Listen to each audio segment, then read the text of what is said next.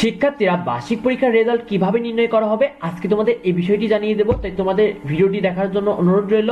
দেখো, মোট নম্বরের ভিত্তিতে কিন্তু অধিকাংশ স্কুলে তোমাদের বার্ষিক পরীক্ষার নম্বর নির্ধারণ করা হবে। দেখো, অনেক স্কুলে কিন্তু পয়েন্টের মাধ্যমে কিন্তু তোমাদের বার্ষিক পরীক্ষার এই রেজাল্টটি কিন্তু নির্ধারণ করা হবে।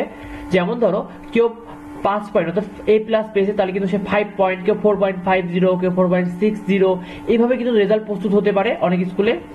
নতুন ক্লাসে রোল নাম্বার পরিবর্তন হবে, অর্থাৎ তোমাদের অনেক বেশি কনফিউশন আছে যে রোল নাম্বার পরিবর্তন হবে কিনা। অবশ্যই কিন্তু তোমাদের নতুন ক্লাসে রোল নাম্বার পরিবর্তন হবে। শিক্ষার্থীরা যার নম্বর বার্ষিক পরীক্ষা ও শিক্ষণকালীন সব থেকে বেশি হবে তার রোল নাম্বার কিন্তু 1 হবে, অর্থাৎ যে সর্বোচ্চ নাম্বার পাবে তার রোল নাম্বার 1 হবে। এভাবে কিন্তু তোমাদের ধারাবাহিকভাবে রোল চলতেই থাকবে। কিছু কিছু স্কুলে কিন্তু পয়েন্টের ভিত্তিতেও রোল নাম্বার হবে, অর্থাৎ অনেকে যদি পয়েন্ট নাম্বার বেশি পায় কিন্তু পয়েন্ট যদি তার কম আসে সেক্ষেত্রে কিন্তু তার রোল নাম্বারটা কিন্তু পিছিয়ে যেতে পারে। কিছু কিছু স্কুলে এভাবে নির্ধারণ করা হবে।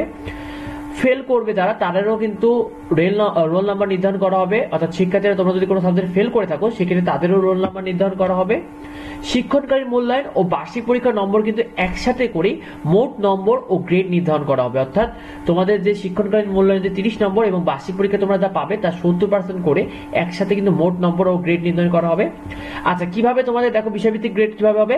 80 থেকে যদি 100 নম্বরের মধ্যে পাও তাহলে 5 পয়েন্ট হবে এবং A+, 70 থেকে 79 মধ্যে পেলে 4 পয়েন্ট A গ্রেড, 60 থেকে 59 এর মধ্যে পেলে 3.50 অর্থাৎ A-, 50 থেকে 59 এর মধ্যে পেলে 3 পয়েন্ট B, 40 থেকে 49 এর মধ্যে পেলে 2 পয়েন্ট C এবং 33 থেকে 39 এর মধ্যে পেলে 1 পয়েন্ট D এবং 33 এর নিচে পেলে সবাই কিন্তু ফেল। ঠিক আছে, F। তো ভিডিওটি এই পর্যন্ত। পরবর্তী আপডেট পেতে অবশ্যই আমাদের চ্যানেলে যুক্ত হও, আমাদের চ্যানেলটিকে সাবস্ক্রাইব করে রাখো। আর যদি কিছু জানার থাকে অবশ্যই ভিডিওতে কমেন্ট করো। ধন্যবাদ সবাইকে।